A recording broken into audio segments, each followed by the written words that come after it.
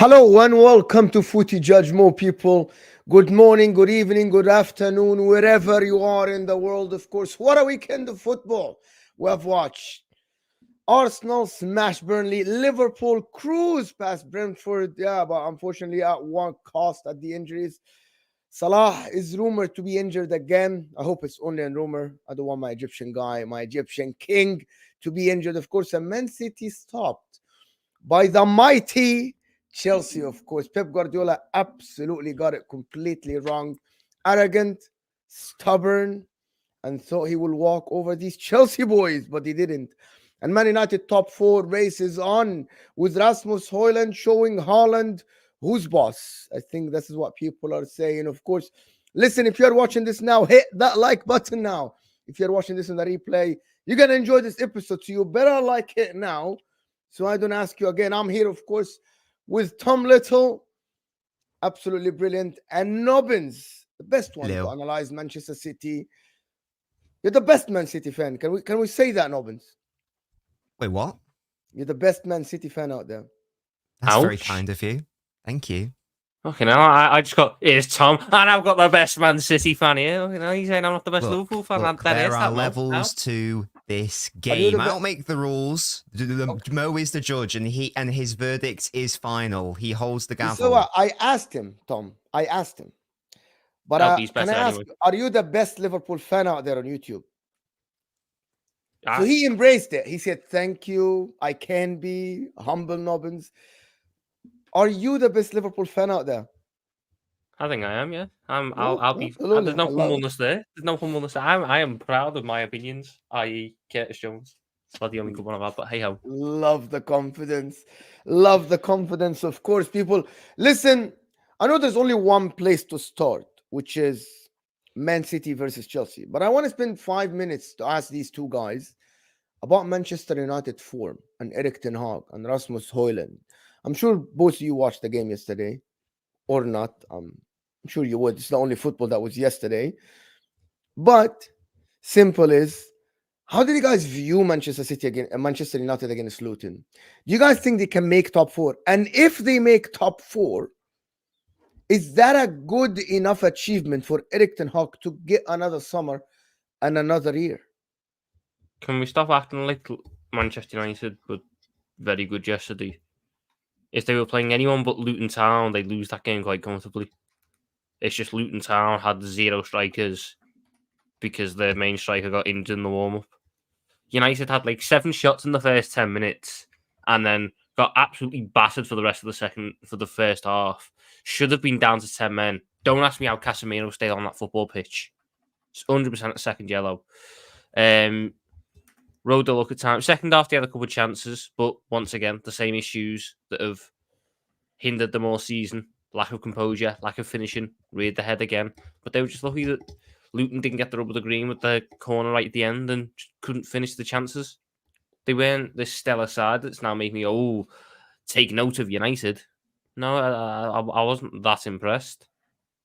I don't think anybody was impressed, Tom. I thought Maino had a decent game again, but beyond that, Hojlund took his chance as well.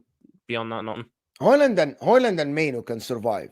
They're good. Dallo was very, very good. Yeah, that's what I watched. They are. I didn't even think Dallo was that good, but hey ho. I thought that Tahith Chong and Doherty kept getting in down his side because he was trying to get forward too much. They are a very weird team, and Ten Hag's comments are even weirder still. Like when he basically says, "Yeah, this is how we want to play football." When top teams should not want to play basketball games. They should want to control and dominate the play, and they should want to suffocate the opposition into submission. So Ten Hag's comments going, yeah, these sorts of games, this is how we want to play. You should not want to be going to Luton and giving them a chance by, seceding really easy counter-attacking chances. I'm sure we'll cover that when we get to the City-Chelsea game as well. So I don't understand what Ten Hag is doing in terms of like his how he wants, what is his vision for United. Myself included, lots of people thought that his vision was to play possession-based Ajax football. he seems to be going away from that. His comments seem to be going away from that. So I don't know what the future holds for him if he continues to do that. Because again, when was the last time a team won the Premier League and they were like a purely counter-attacking side? You might think Leicester, and that was an outlier. In general, teams do not play basketball-heavy counter-attacking football like that and win the Premier League in this day and age. So I don't know if it's sustainable longer term. Maybe he's just saying it for the sake of saying it, and maybe he's got different plans in the summer transfer window and he'll bring in more of his own players. But if I was a United fan, I'd just be a little bit confused as to Ten Hag's comments, to be honest. Yeah, I don't know what he wants, but I think for me, he wants just to get results. He wants to make top 4 just to get another year. That's what I think Man United want to do, to be honest. Like, watching him. Then what's he going to do when he gets this next year? He's going to get another year. He's going to get another year in the job. He's going to get another year, but what is he going to do in that year? Is he actually going to finally transition to the style that is expected of him? Or is he going to do it for a couple of games, realise it's not going well and go, oh, well, we can never do it again. So then you've done 3 years for Ten Hag to play fucking Ole ball, just with a bald man instead of a man with a head of hair. That's it. It is ultimately, you want a Carabao Cup along the way where you have to play against caddies in the final. Well done. Beyond that, there's nothing. There's no evolution. You've spent more money. You've done the same cycle again. It just looked a little bit different. So if they're to give Ten Hag another year at the job, there has to be a guarantee that he's going to play a more traditional style of football. There's no guarantee. Not just this again. He's got to guarantee it then. Otherwise, United might as well go get a new manager. But do you know why there's no guarantee? Because if he tries to play that football and it doesn't work, he's going to revert back to that. Because at Manchester United, they want results. They want to make the top 4 for the sake of revenue. They want to make the top 4 for the sake of the wages of the players. They want to make the top 4 to stay relevant. That's what they want. So the problem with Man United is that they don't have the luxury of saying, it doesn't matter the results, I want a style of play. I think we want that. We think they need that. We think they have to do this. But for me, the way he played yesterday after being 2-1 up, it is simply someone who wants the result no matter what. No matter what.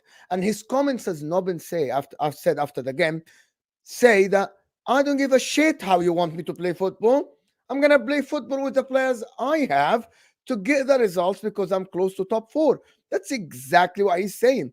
All I'm hearing from Ten Hag is that I want to get results.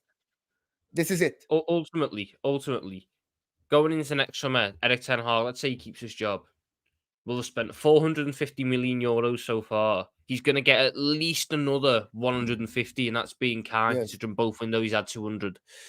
So let's say he gets 150, that'll take him up to about 600 million euros spent across 3 years, an average net spend of 200 million euros at a window.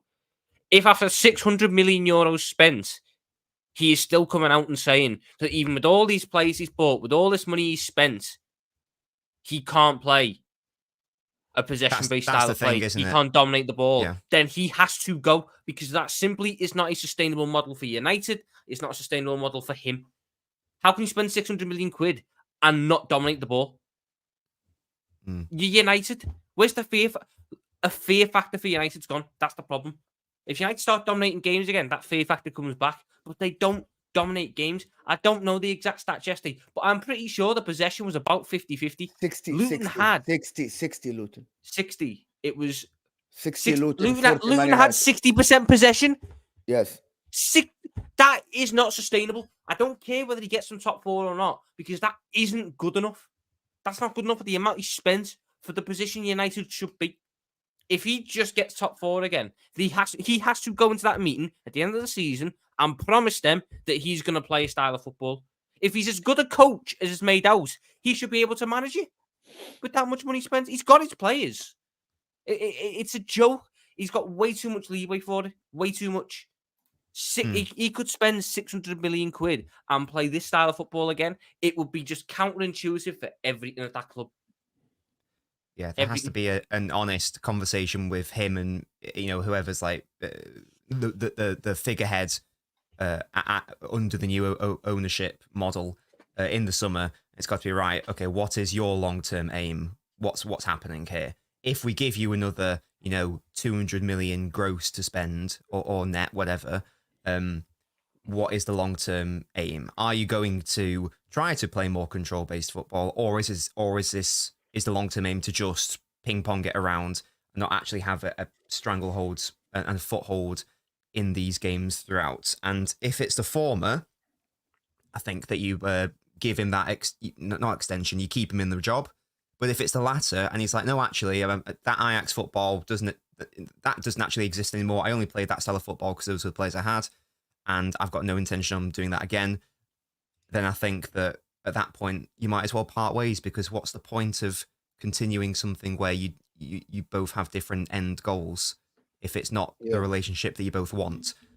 So it depends. There's nothing wrong with counter-attacking football, obviously, but there is an issue on that being your only style of football, and if you have title ambitions.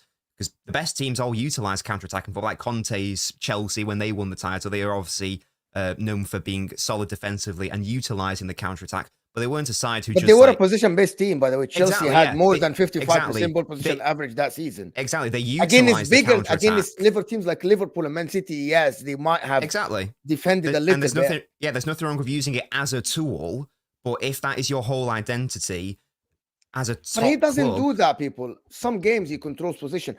I think what happened yesterday is that he didn't expect to be 2-0 after like 10 minutes or something when they scored the first and the second goal. And he said from that point on, well, we'll have to defend that lead. I don't know if I agree, because most games... That might be the worst thing I've ever heard. I literally think he was winging it. He was like on the spot. That might be the worst thing I've ever heard anyone say about United team. They went away to Luton and went defensive after 10 minutes because they didn't expect to be leading. Nobody's expecting to be lead. Nobody, bro. The 2 goals were lucky. Did you? They didn't expect the defender to pass it back, and Garnacho shanked his shot and it hit Hojlund's chest, bro. But it's Luton, and you're 2-0 up, and their confidence is shot. Kill the game off then. Go for it for another 10-15, get a third, and then it's done. Yeah, I see your point. I'm not with it. I'm just telling you what happened. It's not just Luton, though. I think that's the issue. Like, I've watched every United game outside of a couple of Champions League games, and they regularly will just punt the ball up and secede possession, even at home. They will do that on a regular basis. So I don't know if I agree that if it was just, like a one-off thing that happened yesterday. It happens in basically every single game I watch from them. So this is a clear direction from the manager this season. And as I say, if he wants to move away from that, then I think it's worth keeping him and giving it a go. But if he's now like, no, I just want to play like this from now on, then I don't see the point of keeping him. So it totally depends on that conversation. Yeah. I get what you guys are saying, and I think this is a conundrum for Man United, to be honest. It's a big dilemma. People don't know. But if he get top 4, I don't think he should stay at the job, because I'm watching Man United. He's absolutely atrocious, to be honest. Like, that brand of football. To be honest, without Kobe Mainoo, they will look even worse.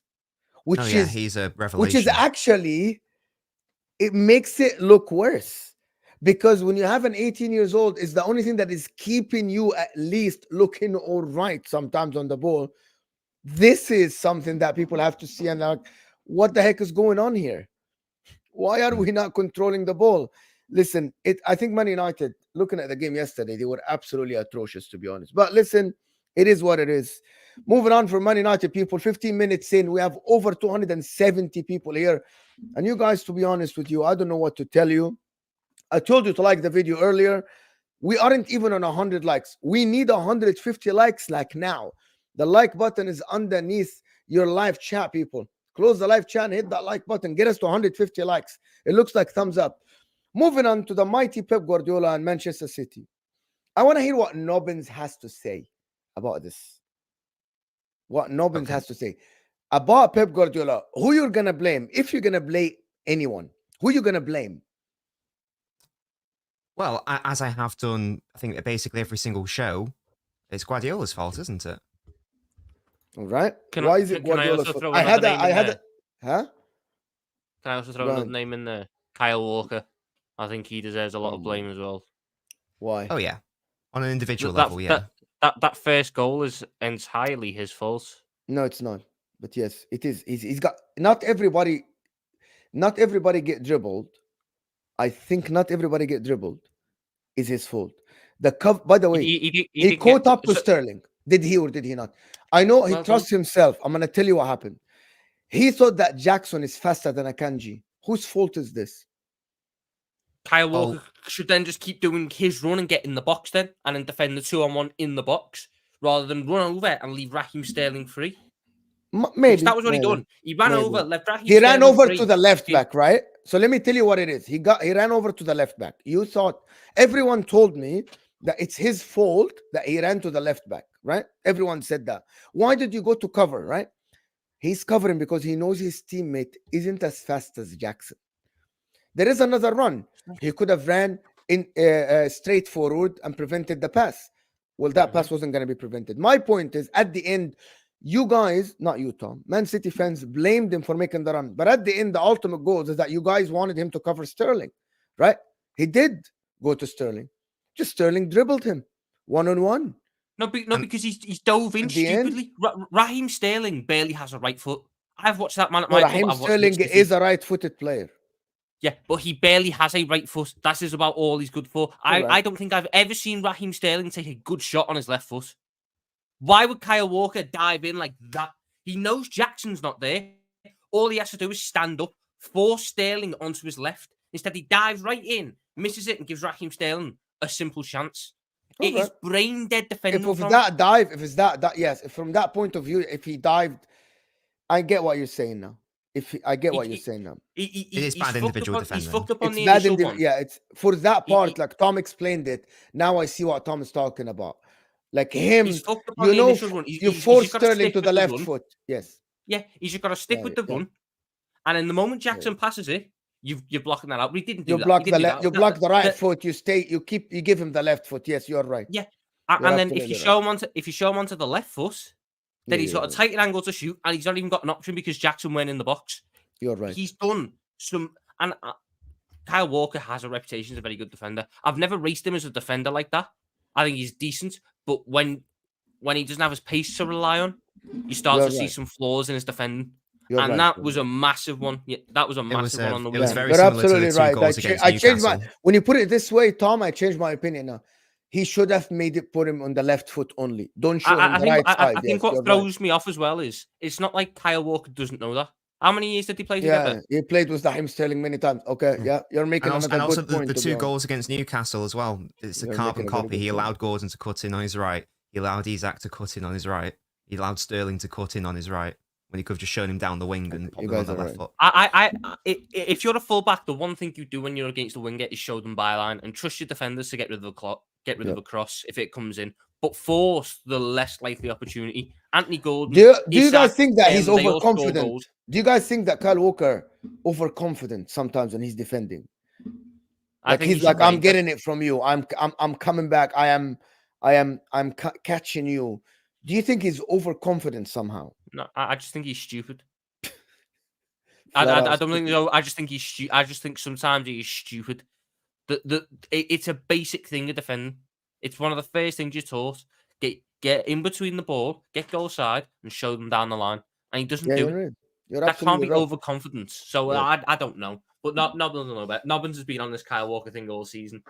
So, but I don't want to scapegoat Kyle Walker. There are other people that needs to be mentioned, but fine. And it's Pep Guardiola, but there is another thing. I said that. So the people here, most of the people watched me, and I wanted to. I don't know if you watch yesterday's shows, Nobbins, but basically, I said Pep Guardiola yesterday scapegoated Doku. The whole game he went to Doku. He had more touches than Kevin De Bruyne. He had way more touches, about 25% more touches than Phil Foden. And every time it was going to Foden. I sat down on Al-Ahwa yesterday. And at the end, I said, for Kevin De Bruyne and Foden not to step up and actually take the game, it shows that everybody follows Pep Guardiola's instructions and nobody can be an individual. Like nobody can do it by themselves. Nobody can go against the coach. Because even when Doku was doubled up on him, right? Even when Doku was doubled up on him, they still went to him. Like you saw it, Pochettino put Palmer and Gusto on him, and when Palmer couldn't track back, it was Disasi covering Doku, right? And Pep Guardiola still went. Every time I was watching the game, the ball went left. The ball went left. And I'm like, why Kevin De Bruyne isn't stepping up and saying, no, I am not going left. I am going to the other side. Why didn't Phil Foden change? And I know why. Thierry Henry told us. We talked about this yesterday on the Lahwa, but I wanted to get your opinion. But this is the people, sometimes people criticize that. He's so stubborn, Pep Guardiola. He's so stubborn. He wants every player to do what he thinks is right. And sometimes he does things that are very obvious that the other coach is figuring out what you're doing.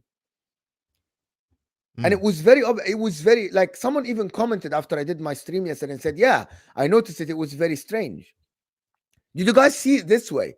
Did you guys, when you were watching the game, did you think, why do we keep going to the same guy who's double on and there's no space for him? Why we aren't exploring other avenues in the game? And why aren't players doing the opposite of going left? Yeah, well, just in terms of the players, obviously they will listen to what the manager says, otherwise they don't get picked in the next game. Oh. So people can't criticize a player for not listening to a manager's instructions, because that would be mental, because it's the manager who tells you what to do. How dare he doesn't disobey his manager? Yeah. How dare he wants to start next game? So if people wanted, I don't know if people wanted, De Bruyne and Foden to go, to rebel and go, actually, not we're just rebel, play but make decisions on their own sometimes. Salah does this. Let me tell you who do that when Guardiola is your coach, because again, you won't play the next game. Okay, so that's the key point that I wanted to, which is, it's not against the players, but it's the whole, let's call it organization. It's the whole system is that Pep Guardiola, which is what Thierry Henry told us what happened in 2008 when he said, I scored a goal, but I stepped out of line, so I was substituted. Yeah, exactly, because he has the final say, so I can't get on the players for making those decisions. I've got to, whether they are right or wrong, you've got to, as a Man City player with Guardiola as your manager, you've got to assume that he knows what he's talking about. You've got to listen to him. And again, if you don't, then you'll be out. So we can't just sit here and say, oh, Foden should have just gone into the centre and picked up the ball and taken the game by the scruff of the neck and just disobeyed a direct order by his manager. No, then he ain't playing against Brentford, and he ain't going to play the next game either, and he'll get into Guardiola's bad books. So this is all on Pep for me. This performance, I'm going to focus on the performance. Even if we won that game, I wouldn't care. I'd still be annoyed because the performance was wrong and the tactics were wrong. And I don't care that Pep knows more than me. He was wrong here. That's fine to point out. The pressing, he set us out in the same way that we did at Stamford Bridge, which was incorrect, and it allowed Chelsea to constantly get counterattacks on us. So he decided to do that again at the Etihad for no reason. What a surprise. The same history repeats itself, and it happened again. As at Stamford Bridge, we focused too much of our play down the left. Doku got doubled up on at Stamford Bridge, ineffective. Got doubled up on the Etihad, once again, ineffective for most of the game. Without Ake's 1v1 defending, because he was left totally isolated on his own, I don't know what would have happened in respect of scoreline in that first half, especially. Excuse me. We've got our two best players this season. De Bruyne, and our two best attacking players this season, De Bruyne and Foden on the right. We're just not going to them, as you say. We focus it too much down the left. This is a weird disconnect between Doku and the rest of the team. He hasn't quite caught up to how City need to play. When he does get doubled up on, that's when he should find another man. That's what Grealish does. He creates space. He utilises that space. What else? Second half was a lot better. What about the lineup, though? What about the lineup? Why was that lineup chosen? Why the lineup was wrong. Why? I really need that. You're playing Chelsea. Are you that arrogant to think that you're gonna walk over Chelsea? Why wasn't John Stones chosen? Why was Alvarez playing in the middle? Why wasn't Foden in the middle and Bernardo on the right side? And why did Akanji Alvarez start? is the confusing one. No. Bernardo. No. Stones. You are inverting How many times Man City I can fans somewhat sat understand there? the Stones one because how? every time they try to play him more and more often, he gets injured.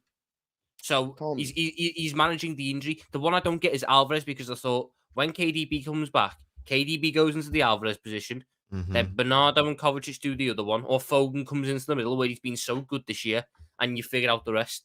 Why is Julian Alvarez still playing central midfield or attacking midfield or it left makes no box or whatever you sense. want to call it? It didn't really work before anyway.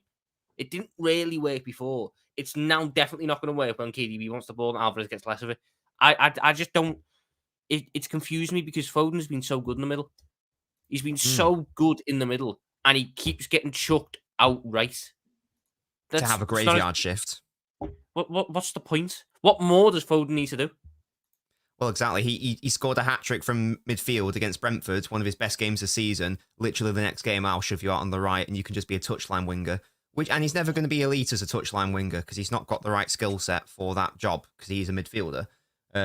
Alvarez starting was weird. I appreciate there are injuries, like, Stones just coming back from injury, whatever. But you got Kovacic there. You need a bit. Yeah. Well, no, that's what I'm saying. Yeah, you got Kovacic right there. You got Rico Lewis. You've got Oscar Bob, who can play on the left. What's happened to Rico Lewis? Because I haven't seen him play anywhere near as much as he was last year. Yeah, I'm not sure. Again, if we wanted to do an inverting defender, I'd rather Lewis be doing that job than Akanji. Or if you want Lewis to be more advanced, I'd rather he was playing instead of Alvarez. I'd rather Bob be played on the left so we have a bit more control. But yeah, that front five, Doku, Alvarez, De Bruyne, Foden, Hojlund, is suicidal. As we've discussed on this channel before, actually, and Mo, you've outed yourself as a fraudster because I distinctly recall you saying when everyone is fully fit, that should be the City front five. And Tom and I sat here and we said, that is insane. There is no control in that front five. And that's exactly what we saw. At that time, Alvarez was playing fantastic behind Hojlund, do you remember? He wasn't playing fantastic. He was getting outputs. In the beginning of the season, he was amazing. No, he wasn't. He was getting outputs. He wasn't playing. He's never played fantastic this season. But that's it. Him as a second one, he's a second forward. He was playing very well. He was your best player in the first 6-7 games. The point was always going to be. The point was always going to be when KDB comes back, that output is going to dry up because KDB is then going to become the option. So then, what does Alvarez bring? You don't want him there then when KDB's back. Yeah, you're conflating output with performance. They aren't the same thing. And that's the thing. I actually think he was. You guys, this is revisionism. Julian Alvarez was great. It's not because I've been saying this all season that Alvarez isn't a midfielder. So it's not revisionism. He's playing very, very well. But because the problem, I'll tell you the problem. The problem is Akanji inverting. I told you that Pep would play Stones, Rodri in the middle, 3 in the back, Alvarez, and Erling Haaland behind the forward. He literally did it. Alvarez isn't a midfielder, so he can't control the ball. Because he doesn't play as a midfielder. He plays behind Haaland as a second striker. I don't get. He's not played as a second striker this season once. What do you mean? Okay, let me just tell you. In the game, Julian Alvarez didn't touch the ball 50 times. Out of all City players, he's the least one with Haaland, of course, to touch the ball. That's a sign of someone who isn't asked to touch the ball. Julian Alvarez wasn't asked to be on the ball. He isn't a midfielder. I agree with you on this. In this system, he isn't asked to control the game. He's just asked to support Haaland there because it worked in the beginning of the season. He isn't asked to get on the ball and try to dribble and play 1-2s. He isn't. He's trying to be close to the 18. He is overloading the 18, at least to get some attention of Haaland. This is how Pep is saying. That's not been the case for the majority of this season. He played absolutely fine. He played in a double pivot at Chelsea against Chelsea. He literally played next to Rodri as a central midfielder. Alvarez in the first game. No, on at the Etihad on Saturday. He played alongside Rodri in the 4-4-2. Guys, as a central midfielder. He touched the ball 40 times. No one that is going to play with the City team in the midfield is going to play. Look at his average positions. Just go look at City's average. I've got it here. I am. City's average positions from I'm that looking Chelsea at it game. now. KDB is right on the back of Haaland, which is where you'd expect your second striker to be. Julian Alvarez is supporting Doku. Julian Alvarez is in a pivot with Rodri. Alvarez was in a pivot with Rodri. Look, without the ball, and that's part of what I'm saying. My screen now. Maybe I'll share my screen now and we can show everyone. It almost shapes up like a 4-2-3-1. with Julian Alvarez as center mid. What is this? Yeah, because I've shared the screen. I've got Julian Alvarez. Exactly. What is this? I That's just what we watched saw it. I against just saw the Chelsea. sofa score thing. Here you go. Sorry, I don't Why have. so Look, low? I need to fix it. I need to fix it. This guy, this fraudster. No, because anyway, I was doing a call-in show. There we go. Calling I'm gonna fix it now. Let me fix it now. Here you go. So, Haaland's there, De Bruyne there, Foden there. Look at Julian Doku Alvarez. there. Julian Alvarez is This in is a very pivot high on the with Rodri. pitch. This is very high on the pitch. He's This right is next not to deeper. Rodri, Mo.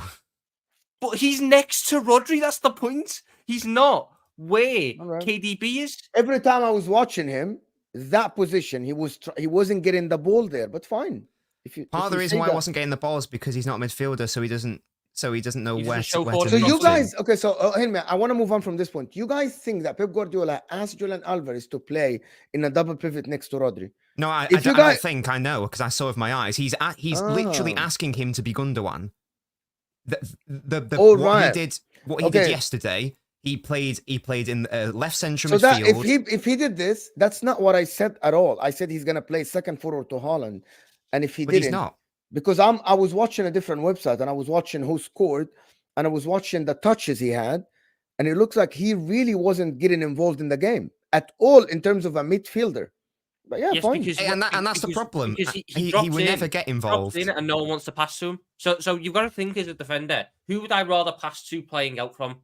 Rodri, the best DM in the world, someone who's renowned for playing under pressure, can start attacks and everything. Or Julian Alvarez, who isn't shown for the ball properly here. He's probably going to get pressed very quickly, might lose the ball in this position. It goes to Rodri. Then Julian Alvarez has to start making his way forwards. Then, in that position, Rodri's going, right, who do I want to pass to now? KDB, best player in the Premier League, arguably. Fantastic. Exactly. Player. Okay. Or Julian Alvarez. So Alvarez he's doesn't using touch the Julian ball because Alvarez he doesn't wrong. trust it. Yes, he is. And again, this all comes back to Pep. He's using Alvarez wrong. He's using Doku in the wrong games. He's using Akanji wrong. He's using Foden wrong in these big games. Yeah, it all stems from that. And that was my opening a statement that obviously we can, even like the Walker defensive one, that comes from a transition which shouldn't happen, and it does happen because of the way Pep set us up. Yeah, it is all. It all comes back to Guardiola's decision making and playing players out of position. He is, but I don't think that Julian. I don't think Julian Alvarez has been great lately. But I think when I watched him in the beginning of the season, I said that he's gonna play behind Haaland.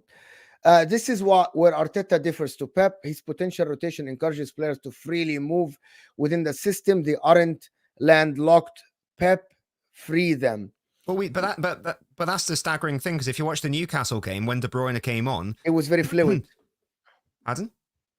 I think one of the games was very fluid because Foden started right, came to the middle, and they exchanged positions. And exactly. It looked very fluid. That's exactly what I mean. It was sometimes it was De Bruyne at left wing, sometimes De Bruyne right wing, sometimes De Bruyne midfield, Foden right, sometimes Foden middle, De Bruyne right. There was loads of rotations going on, so it can happen. He's clearly fine with doing it. Same with Bernardo and Grealish. That happened at Old Trafford a lot.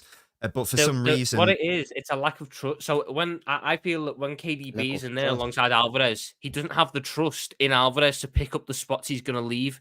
So KDB's going, well, I'll just stay here then, and Alvarez can hopefully figure that out. Whereas when it's Bernardo, KDB, Foden, and Grealish, for example, they all trust each other. They all are very smart players. They've all played that position, so they know, right, well, I'm going to come inside, then Bernardo goes out there, then when KDB goes there, Grealish comes in there, and we rotate and we keep it going. I just don't think that the likes of Doku and Alvarez have that yet. Therefore, the other players around them are going, well, I can't do it because then I'll expose two positions at once. So I'll just protect my spot first. That's the whole thing. Ultimately, Pep needs to take some blame. Walker, I think, makes a massive mistake. But Erling missed 3 absolute gilt-edged chances that he should be burying. We'll talk about that. We'll talk about Erling Haaland. We'll talk about Erling Haaland. We'll talk about the individual players. I really wanted to mention a couple of players. Before I mention Haaland, Phil Foden. Our best player this season. What did you make of him in the game? Well, nothing, because as I said before, he's been sidelined to a graveyard shift at right wing where he can't impact the game, and where, as we've discussed, most of our attacks go down the left, so he can't do anything. basically. He He will never be. He doesn't get good support either because He will never be an What elite would you tell winger. Foden then? Pardon? There comes a question in the beginning of the season where we ask the question, and I want people in the chat to bear with me here and don't get upset. Right, I feel like I'm about to get upset. There was a question I think in the you're beginning. getting very obsessed. There was a question in the beginning of the season and saying, you are a brilliant talent. You're absolutely have all the talent, but you are being hindered. If Real Madrid comes for Phil Foden, should he go to take a central role, to be the man? If Mbappe doesn't go, should he leave Manchester City? I'm asking you, Nobbins, not to be a Man City fan. I'm asking you, remove your City hat and give the kid an advice. You are his agent. Give the kid an advice. Tell him why should he stay at City? Because the argument is you play amazing in the middle, but your coach keeps playing you on the right side, asking you to do this, and it doesn't make you look good. As you just said, he's being shafted to the side. He isn't being played the central role, but he has the talent, and he has been your best player when he played in the central. What would you tell Foden? Not being your City fan. Well, he should still stay because even though Guardiola has made errors in that respect, he is still the best coach in the world, so he will still get more out of his game than anyone else. It's only a matter of time before Guardiola realizes the error of his ways in that respect. He's seen what I've seen, and his eyes are much better than mine because he's a much smarter man than me. He's seen Foden's masterclasses when he's played in midfield, and he's seen Foden be less impactful when he's shoved out to the flank where he can't impact play the same way. So unless Guardiola's just doing this on purpose for the sake of stunting his central development, which would be unlikely, I think it would be a silly move to leave City and to leave Guardiola. And let's be honest, it's not happening because he's a City fan. He loves the club and blah, blah, blah. So it's not a thought experiment that's got any legs. Pep will eventually realise that Foden has to stay central. It's just how long is it going to take him to realise that? And is it going to get to a point where it's too late for the season to be wasted because you keep chucking him out wide? Maybe this is when they go and buy a new winger this season in the summer, and then Foden gets that position. But he's been so good in the middle because he knows how to operate those half spaces better than 99% of people in the Premier League, and that's what kills teams with City. He knows how to operate. He can drive forward with pace. Cole Palmer left. Palmer's a United fan, and not as good as Foden. I didn't know that. I really didn't know that. And was never going to get the game time that Palmer would be getting Oscar Bob minutes this season, probably. I knew that, by the way. I knew that. That's why he left. Yeah, but yeah, Tom. I like Palmer, but it's a different level with Foden. Foden just has to play in the middle. I don't know how long. What if he does? More than half the season has gone. Nobbins, how many games he played in the middle? How many games he played on the right? Nobbins, you have the sheet. You have the sheet. Shall I get it out? We know the sheet. We know where the sheet is. Okay, right? Let me get my Excel spreadsheet out. Okay, so my point is Phil Foden is a fantastic talent. I'm gonna keep saying Phil Foden needs to be the center, unless people don't think that Foden needs to be the centerpiece. People in the chat, does Foden need to be the centerpiece? Does Foden need to be the guy for Man City, the go-to guy for them? Really? I want to ask what people think. Okay, so he's played this of his starts, 15 in the middle, 14 at right wing, 2 at left wing. So so it's less than half, about half. Basically 50-50 at this point. Yeah. And so that's the state of play. Can I ask you something? If Kevin De Bruyne is 32, if I'm not mistaken, do you think Phil Foden will be the main guy if Kevin De Bruyne stays 2 more years and Haaland stays 2 more years? Do you think he will be the main guy?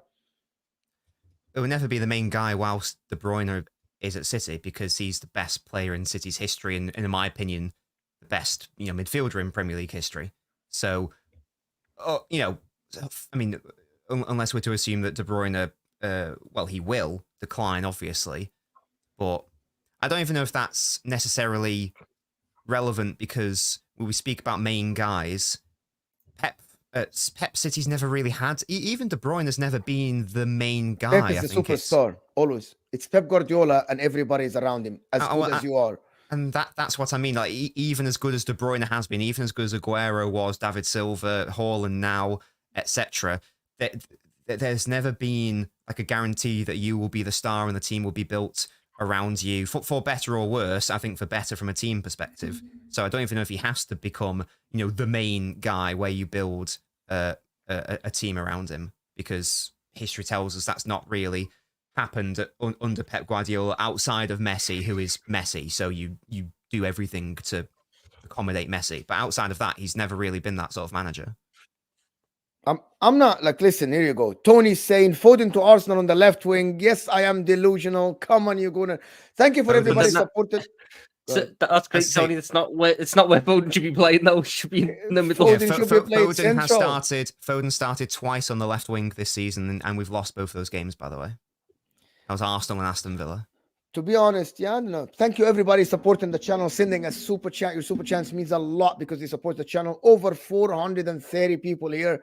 Can we get the likes a little bit higher than 180? We can get to 250, guys. I know you can do it. I know you can hit that like button. So what does that do to City's title things? Tom, do you think Liverpool should be favorites now? Even if they win their game in hand, they're 1 point behind you. They are coming to your ground, which is you normally win games. You can be 4 points ahead of them at that time. Yeah. They still face Arsenal, so you don't face. You have one game. Okay. 2 games against top 6 oppositions away, which is Man United. Shouldn't be that tough. Aston Villa, who are in the decline, right? Why we aren't talking about you as favorites? Because half our team's out injured. Most likely. I mean, who's injured for Liverpool? Right now, Alisson, Trent, Matip, Thiago, Curtis Jones. Don't mention Thiago. He's not part of the game. Okay, I won't mention Thiago then. So I've got Alisson, Trent, Matip has been out from the beginning of the season. But Matip's played a lot this season, so I can still count him as an injury. Yeah, he started the game with the Etihad. He was our starting centre-back this season until he done his knee. So I'm going to mention him. I'll take Thiago, but I'm mentioning Matip. Alisson, Trent, Matip, Jones, Szoboszlai, potentially Salah, but I don't know. Potentially Nunes, Jota. Nunes is injured again. What happened? Nunes went off injured against Brentford. They said half time. They said it was just precautionary, but I don't think he's. Yeah, but he's had to go for scans and everything, so he could be injured. That could be a factor. I don't think there is a clear. I'd say yes, based on most people's logic, with the favourites at this point, and I'm fine with that. I personally still feel that City are still the favourites because it's Man City. A draw, what does that mean? Because it's Man City. It's like, this is very, because they can do it, but Liverpool can do it. Liverpool can go. This squad hasn't done it. This is a Man City squad that won the treble last year. This is a Liverpool squad that is. It's not the same squad though. It's not the same squad, and it's very obvious. He doesn't trust his signings. The guy didn't sub in Nunes or Kovacic yesterday.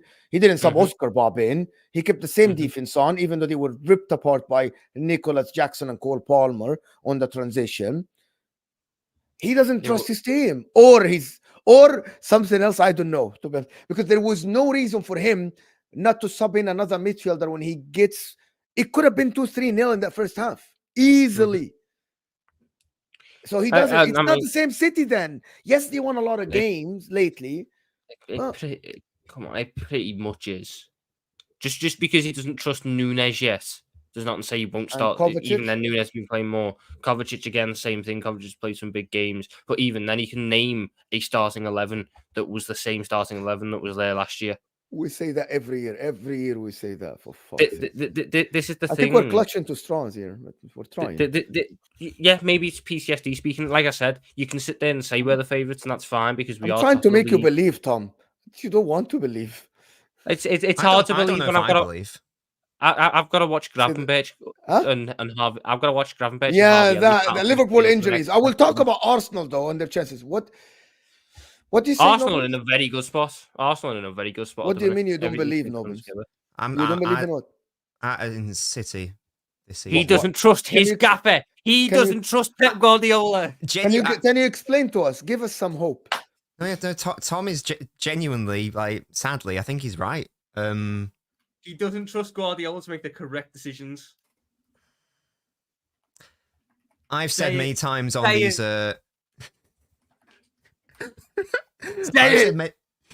I've said many times on these shows that, you know, I think City should win the title because, in my opinion, I think our team is, you know, the best, whatever. I think our coach is the best, whatever. And this is why I've said many times that, again, it's if City don't win, for me, it will be because of our own failings, because we should win based on what I believe this team is and what I believe Pep is.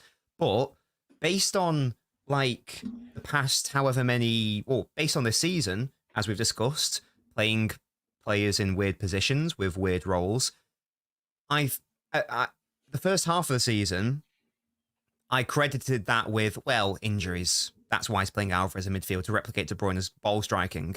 But we've sort of taken a step back in terms of, like, my thinking of, well, that injury take. Clearly that's not correct because players now available and he's still playing that. He's still making, in my opinion, these errors, as we've discussed. Foden not playing in midfield. Walker being asked to do build-up work, leaving us exposed on the transition, playing Doku in the biggest games when he's clearly not ready yet.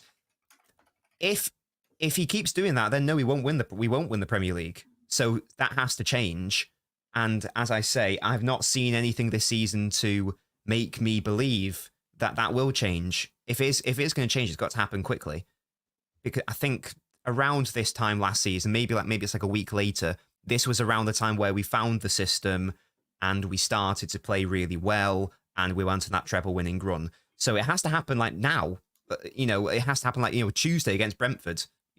And from there, for me to change my mind. I thought the Copenhagen game gave me hope.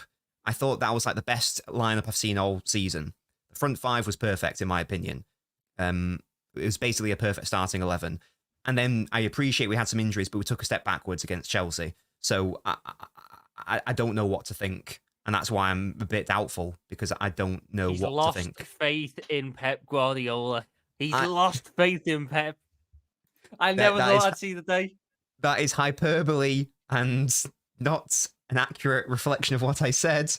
But yes, I can't no longer say definitely Pep will get it right and Pep will start picking the right teams, because his comments after the Chelsea game, he didn't say, I made an error with that starting 11. He said we played really well and we should have won and blah, blah, blah.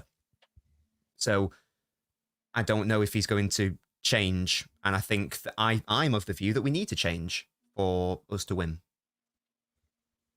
What are you saying, Tom, about this? This is also big. The context of we've got to go to Anfield. That is also a big context as well. Big news, people. Man City are no longer favourites to win the Premier League. No, we will always be favourites because we're City, but Pep out. I am. Are you Pep out yet? Yeah. Oh yeah. Gets bald fraud. He's never done anything for this club. He's he's ruined English football. Made it boring and stale. Get Arteta was the mastermind the whole time. Yeah, exactly. Cone Man is the key to all of City's victories. Get him out of here. No, obviously he's still brilliant, but yeah. Tony's saying, okay, fine, I take it back. Foden and left attacking mid, remove Khan. Oh, that would work wonders. Declan Rice, Foden, and Odegaard. I think that would be fantastic. I think that would be brilliant. Yeah. That would be amazing. Yeah. Foden to Arsenal. Let's make it happen. Spam that chat, people. Foden to Arsenal. Foden to Arsenal. Spam the chat. Foden to Arsenal. Absolutely. Listen, Ryan here is saying Arsenal fans are the ones who disrespecting Liverpool. City fans are being fine. You haven't heard Nobbins say that Liverpool are third in this league. If Alisson isn't injured for long, I think we win the league. I think if Alisson is back and Trent is back mid-March, I think Liverpool are in good place. Very, very good place, Tom. Mohamed Salah is back with a bang. So, Nunes is banging goals now. Things. It's if they keep going. It's if they get re-aggravated again, because the issue isn't they're injured. It's the fact that when they come back, they get injured again. Because we're in a vicious cycle at the minute where, because we got so many players out, the ones that are just about to come back, we rush them back a little bit earlier because we need players. and then they get injured again, and it's just one long cycle of recycling players who are not 100%. We ideally need the international break, but the team that is always worse off after an international break is us, because we're a momentum side. So we're just in a rock and a hard place at the minute. It was a good game on Saturday, very good performance. It's just the injuries are the problem. Jota, I'm hoping that it's a 2-month one rather than a 8-month one. Curtis Jones, we got no idea on. Right. Foden has played more minutes than any City player this season. He has started more than any City player this season. Can we please stop with the idea that Foden plays on the bench? This guy has started more than anyone for City this season. No, What is happening? What's going on? I swear people don't watch City. I swear. No, this is nuts, bro. Foden on the bench. Like, imagine Foden goes to Arsenal and stays on the bench. Imagine for Kai Havertz. Imagine lineup come up. No, come on, people. Come on. Let's not be silly. So, where are guys? Tom, keep going. I'm sorry, Tom. I'm sorry. This is just threw me off, bro. It threw me off. No, I'm happy with the performance. It's just I hope we just get a little bit better luck with these injuries at the minute. But beyond that, I mean, Nunes really good. How long is Jones out for? Do we know? No idea. It's a twisted ankle, if I'm not mistaken, isn't it? Is that like a short-term thing? We don't know yet. We know with Jota apparently it's 2 months. What is it? Nunes, just done his PCL. He done something with his PCL. Oh, so it's done. His season is over. Yeah, go ahead. No, it's 2 months. Yeah, by the time 2 months and come back and get to fitness and shit, it will be May. Well, I'll put it like this: Diogo Jota. Either you won the league at that time or you didn't, or you. No, because Jota could be back for the Europa League second leg. 2 months. We're talking about April, mid-April, mid-April, or the season ends end of May. End of May. That's the Champions League final, isn't it? Well, the Europa League final is like the midweek before it, isn't it? What's happening with Alisson? Like, did he get a hamstring injury? Is that serious? I have no idea. This is the thing, Nobbins. I have no idea. We're not being told much. I'm being left in the dark. I'm really being left in the dark at this point. Alisson that came out of nowhere, I feel like. Yeah, because Alisson's done his hamstring way too many times for the goalie. He's done it about 4 times. Has he? Last game in the Premier League is May 19th. He will catch about like 3 games at the end of the league or something. If he comes late April, he will catch 3 games. Fine, that's fine. That's not fine. That is fine. Jota is your guy now. But Nunes is stepping up, to be honest with you, just about Liverpool. Nunes is really got enough quality. The problem is going to be the midfield, bro. The problem is supposedly has to come back. Oh, I know. You don't need to tell me about the problems in the midfield. Endo, he didn't play well, Endo. He needs to come back to the same form that he was before he left. Endo was sound. Endo was great against Brentford. I like Endo. I like Endo. I actually thought Endo improved massively from the beginning of the season. What we said a few months ago about how, it's nigh on impossible to win the Premier League without a DM. Endo is doing the bits, Exactly. He's doing the job. McAllister I'm not saying that. I just thought that in the last game he was all right. He wasn't like I thought against Brentford he was very good.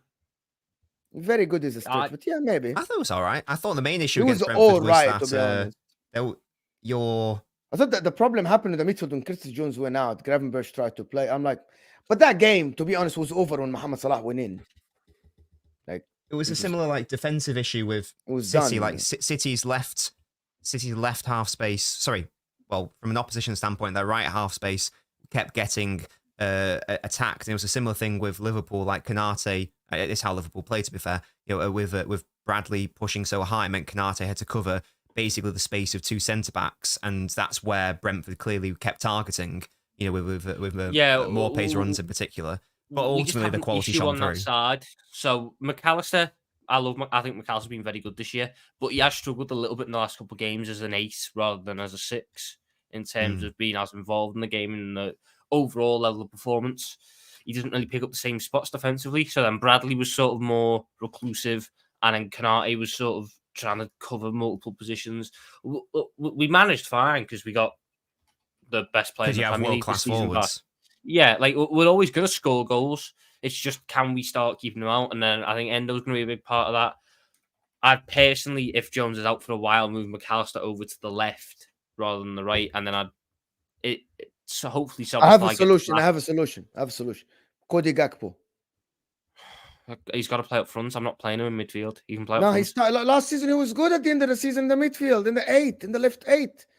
He didn't play left 8 midfield last year. Is it in the preseason? I'm sorry, in the preseason. He started the He preseason. barely played then. He barely No, in played preseason he started preseason. left 8. Come Henderson. on, Mo, I'm telling you right now, I do not want to see Cody Gakpo left 8. Why? I don't. But that's your Because solution there. Would you rather see Gravenberch or him?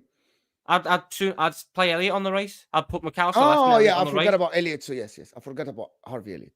Totally forgot about him. And that's only until Because for some reason he subbed in Gravenberch instead of Harvey Elliott. Yeah, I thought Gravenberch, even though I get on Gravenberch, I thought I like he was actually Gravenberch. decent I liked him. I thought he was playing decent well against Brentford. Gravenberch's issue is he just comes in spurts in games. And so why don't you want to play Cody Gakpo? Gakpo as a? Because I think he's a better striker. I think he's a very good striker. I think he's a very good Nunes forward. is playing there. Nunes, Diaz, Salah. So forget about Cody. We are going to need to rotate, Mo. There are going to be a lot of games where I need Gakpo. Harvey Elliott can rotate. I do not have enough forward options to put Gakpo in midfield. I don't. Gakpo's got to play because I've got 4 attackers for 3 spots. Yeah. Gakpo's going to have to play a lot of football. He's going to have to just stay as a forward option. Arsenal have 4 as well. Or 3 actually now. I'll tell you right now, Gakpo will start against Luton. And depending on the severity of the Nunes stuff, he'll start in the final. And yeah, Gakpo, Luton, you'll play Luton at home, bro. Yeah, but I'm saying Gakpo is going to get minutes up front. So I can't afford to put him in the midfield because he's just going to burn out then. And then if he's in the midfield and he gets injured, I've then got to play the same front 3 every single game. I think Cody Gakpo, if you're not playing Harvey Elliott, I think, okay, I like Gravenberch, but he isn't playing well.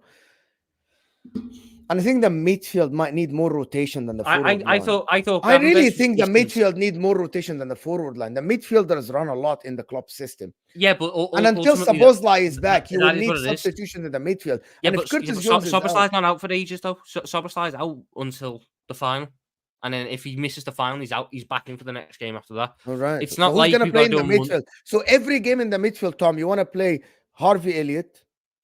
Or you play Endo, McAllister, and Gravenberch, every guy, and have 1 sub, which is Harvey Elliott. That's it. Well, Mo, what do you want? What else can we do? I can't just magic a midfielder. But then what do I do in the attack when I need to make a sub in the attack? Because then I've got no attacker. See, these solutions, they go up in the air the moment you have to look at elsewhere in the squad. Ultimately, we can rotate 5 midfielders in 3 spots till the end of the season. Where's the 5th? Who's the 5th? So Szoboszlai comes back for Chelsea. Oh, when he comes back, yeah. So we've got 1 game between Szoboszlai coming back. So I'm disregarding the gap and saying that I'm disregarding Jones for the rest of the season just in case it's a serious one, and I'm saying that we can manage till the rest of the season with Endo, McAllister, Szoboszlai, Gravenberch, and Elliott. It won't be perfect, but you can manage. You can go for something like 1 game you go McAllister, Endo, Szoboszlai. Then the next game you go McAllister at DM. Then you go for Gravenberch on the left and Szoboszlai on the right. Then the game after that you go Endo, Szoboszlai, Elliott. You'll find ways. Do you think a midfield of McAllister, Gravenberch, and Harvey Elliott can compete? Nobbins can fit. It depends on the opposition. I think. Against the Bournemouth, against the Forest, against the Palace, sure. But if I've got to go to Old Trafford with it, no. If I've got to go to Goodison with it, no. Yeah, I think the players will be back by the time you come to the hard games, right? Other than the City final. I hope so. I hope so, but I've got no idea because we just nobody has any idea, bro. Yeah, Ryan here is saying, got a press conference tomorrow. That's what we need. Okay, I've been told by a couple of people I trust me source. Alisson may be out for the season. Very worrying. I'm a big fan of Keller, but Alisson is Alisson. What's your source, Ryan? I'm sorry. Is that your couple of friends hanging out at the pub? That would be. That sounds. That would be unlikely. Major news, Ryan. I think season. we would be heard of it, right? Out for the season, it would have been like main news. Like I should be. Tom is checking now. Tom is worried. No, I've seen this stuff anyway. I'm just really. It is. So that can hold some water. Well, again, it holds that as he much can water be out as for you the want to season believe. with a hamstring injury. It holds as much water as you want to believe that people believe he could be out for that long. But He'll probably just be out for a few weeks, won't he? Let's be honest. It depends on the grade. He had a scan on Saturday and we haven't heard anything, so who knows? I can't be bothered going down the rabbit hole of injuries because no one knows anything. Ultimately, wait for confirmation. If he's out for the season, I do trust Kelleher a fair amount. Maybe I trust him a lot more than other people do. I've always felt that he's a good goalie. He just needs a run of games to get up to speed, which most goalies do. It's very hard for a goalie to not play for 2 months and then be chucked in. There's always going to be a bit of rust. There's always going to be a bit of thingy. Yeah. Personally, Queeveen Kelleher was my man of the match on Saturday, and we scored 4 goals, but he made a number of really important stops. Stuff like that is important. Are we going to miss Alisson? 100% we're going to miss Alisson. Who wouldn't miss the best goalie in the world? But we'll have to find a way to get through it. But that's what we've done all season. Yeah. We just need to keep finding ways. Yeah. Listen, Jack Howe is saying Bradley moves like a Brazilian. He's so much confident. Yeah, Bradley looks all right. Do you think, I want to ask you last thing about Liverpool. Do you think if Trent comes back, Bradley starts right back, Trent in the midfield? No. I'd like that to happen because that will be a bad decision. Yes. Trent Alexander-Arnold has been one of the better players in the Premier League this year as an inverted right back because the inverted right back opens up new avenues. Chucking him in central midfield gives opposition teams a simpler target to mark. He works as an inverted right back because opposition don't know who to send out to mark him. Therefore, he gets more time and more space. If you chuck him in midfield, you just put a midfielder on him. He's dealt with. Bradley is sound, but Trent is still Trent Alexander-Arnold. When Trent is back fit and 100%, Trent Alexander-Arnold plays as the inverted right back. Bradley is a very good backup option. Bradley offers us something different in games if we need it. Maybe for the last 20 minutes of a game for chasing a goal, Trent can go into DM and then Bradley offers you a hell of a lot of width on the right. But I'm not going to do that consistently because it's not going to work. Trent has to stay in his old role. Guys in the chat, should Trent play in the midfield? Yes or no? Should Trent be a midfielder, people? Yes or no question. Simple. Tony Josic is saying Liverpool have more forward options than City and Arsenal. Not at the current moment, though. Not with the injuries they have. We've got not 4. With the injuries they have. Nunes shouldn't be serious, but Jota, is out for a while. So we've got Diaz, Salah, Gakpo, Nunes, and then potentially Harvey Elliott on the right if you want to count him. But like I've been saying, he's got to cover our 3 positions. So it is a bit of a tough one.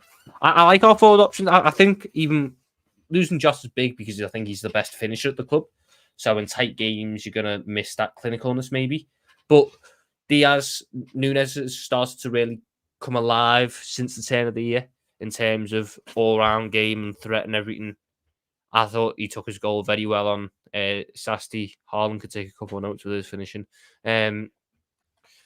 But, you got Gakpo in there as well, who I think we've criminally underused this year. He's already got 10 goals this season. I think he's a fantastic option as well. It's an interesting one. I don't think it's as bad as being made out, but we do need to start getting some of these injured players back sooner rather than later. Good segue to Arsenal then, just to speak about Arsenal for a bit. We still think that, Tom, do you still think that Arsenal are behind you? Even after 5 games showing form, they're very dominant. Let me just establish something first before you go on about Arsenal and start talking about a striker to a team that doesn't have a striker. Arsenal are a team that is in form at the moment. They are playing in a way that we saw last season, in the beginning of the season, when they were like absolutely amazing. They're hitting form at the right time. Oh, yeah. Do you think they are doing what City does? Do you think they are now hitting the form like what City do?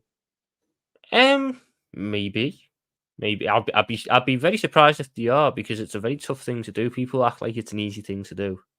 City set the benchmark by doing it time and time again, but it's a very hard thing to win 20 games on the bounce, pretty much. But if they do, fair play to them. I think everything's coming together at just the right time for Arsenal. And I'm not going to name names, but it all comes together the moment a certain Brazilian striker doesn't play. But yeah, I think everything's come together at the right time for them. I think they've got a lot of confidence. They're in really good form. If they can start managing these Champions League games coming up, I think they've got a real shot at it. Fair play to them, because the last couple of games have been very, very good performances from them. I don't know necessarily about their injury situation. You know, Thomas Partey's been out all year, so you know it's a bit of a weird one. Timber, Jesus, Tomiyasu, Zinchenko, but I think some of them players are better off that don't start anyway. You know, ultimately, it's coming together at just the right time for them. So fair enough for them. Fair enough for them. But like I said, I'd be very shocked to doing a Man City thing here, because that's a very tough thing to do. What do you think, Nobbins, about the way they're playing at the moment, the way they're very fluid again, they're opening up teams, they are scoring goals left and right. Their defense is by far the best in the league, not only by goals, by chances against. Arsenal are looking good now. And let me ask you the question, though, just a follow-up question to this. Do you think 5 games are enough sample for us to judge this Arsenal team? Probably not. I think who have they played in this very good period? They've played Burnley, haven't they? Obviously, they've played. Who else have they played? Crystal Palace. They played West Ham away. They played Liverpool. Oh yes. So these are the teams they played. They played, Burnley, West Ham, Liverpool, Crystal Palace, and one more game. I can't remember the one more game. Well, yeah, 5 games of winning every single game. It's Nottingham Forest away. So yeah, so there are some tricky fixtures. It's not like they've just played, bottom of the table teams. They've played some decent teams in there as well, like mid-table, upper mid-table, even Liverpool, obviously. So a whole range of teams there, and they've been comfortable in basically every single one of those victories. Yeah. Look, I'll maintain what I've been saying the whole season. I still think that Arsenal finish ahead of Liverpool. The only thing in my head is that we're now at the stage where you look at the final run-ins, and of the 3 teams in the title race, I think you would say that maybe Liverpool have played the hardest games, therefore they have the easiest ones remaining. So, and from like an individual perspective, City have to go away to Anfield, whereas Arsenal have to come to the Etihad. Also, I think United. I think even United as well. Arsenal and Liverpool haven't played at Old Trafford yet, whereas City have. So it is. It's going to be very, as I've said, all season, Arsenal have to go to Tottenham as well, don't they? Yes. Arsenal have to go to Tottenham, and we've got to go to Tottenham as well. So yeah, so it's going to be. You have to go to Brighton away. Nobody is going to go to Brighton away and just make them look like Brighton is a tough game. Yeah, so it's going to be tricky, and I'll maintain again. I think I've been very consistent on Arsenal this season. I don't think I've had a go at them in the same way as someone else on this panel has throughout. But his little innocent face, his little smug face. Yeah. So it hasn't really. Who's top of the table? That's already. Who's top of the table? No, you're not wrong. You're not wrong. Yeah. So the recent form hasn't really told me much else, because I thought really. Not really, because I guess they create more chances. They're converting chances. The players are more on it. Come on, they aren't as slow as in the beginning of the season. But they're not doing all that much different. They're just finally scoring. They are, I think so. Numbers say otherwise than what you guys are saying. They're not. I think maybe I didn't say it right. Maybe. What I mean is, relative to my own thoughts on what Arsenal were going to be this season, they are now playing at what I thought they were going to be this season. Yeah. I said that yesterday. Yes, that's I said that on the show yesterday. I said this is the Arsenal that people thought they that's why it's not a surprise for me personally, because I thought they were going to be doing this throughout the whole season. That's why I said first half of the season, I'm surprised that they're underperforming relative to what I thought I was going to see. Now I think they are playing how I thought they were going to be all season. So that's why I'm maybe not as surprised, because I thought that this was going to be the case anyway. Mm-hmm. I actually agree with you. They are doing now what I thought they will be. They are in control, yes, but they reach the goal from the shortest point They're direct. The players are delivering. That's one thing. They are creating way more chances. Remember, in the beginning of the season, I think they were. Let me just double check before I start waffling, as usual, of course. As always, I waffle and people call me out for it. But just to see, I actually think that Arsenal at the moment creating more chances than in the beginning of the season. It's not only about. It certainly feels that way. It looks that way. Like in the beginning, yes. I think in big chances in the beginning of the season, Arsenal were like 8 or 9. Arsenal like climbed the table exactly. to 4th. That's what people don't like. On the eye, it looks like Arsenal creating way more chances. People are saying, no, but they're only now delivering. They're only converting the chances. No, in the beginning of the season, you were probably 8th or 9th in terms of chances created. Now you are 4th.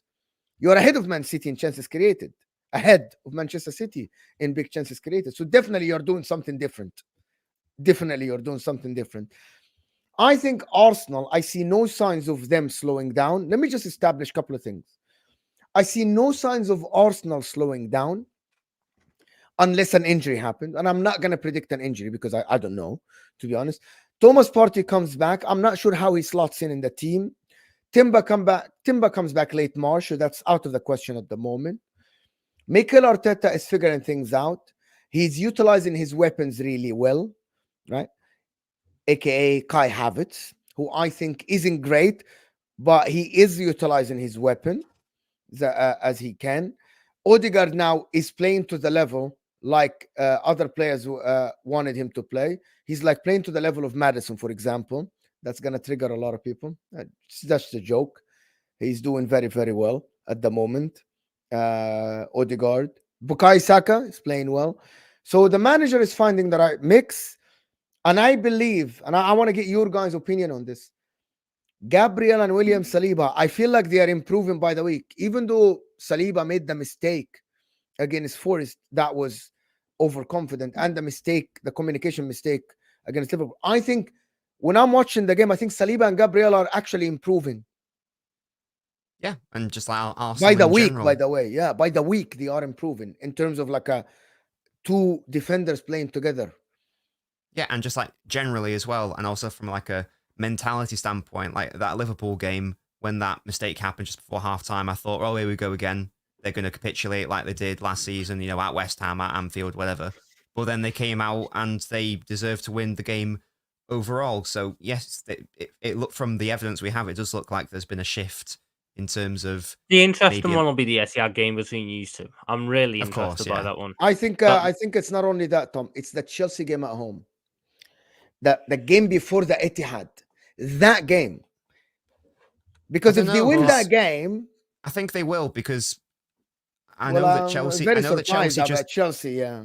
I know Chelsea just got a point against us, but like as I say, that was mainly a mistake of our own making. We saw what happened when Chelsea went to Anfield, and I think that we will see a similar thing when they go to the Emirates. Like City should have beaten them comfortably, but we decided to make it important. If only had a striker who could score goals. If only a striker knew how to find the back of the net, mate. Just get rid of him. To be honest with you, by the way, you not giving Chelsea any props for the way they played and the way they read your game. Chelsea can also do that. Yeah, you just said it's our fault. All City fans say that's fair. All City fans say it's our it's us. In that case, it was, because I think that Disasi on an individual level played well. I think that Poch got it right in the first half, but at the same time, it was because we set ourselves up in a way which played into their hands.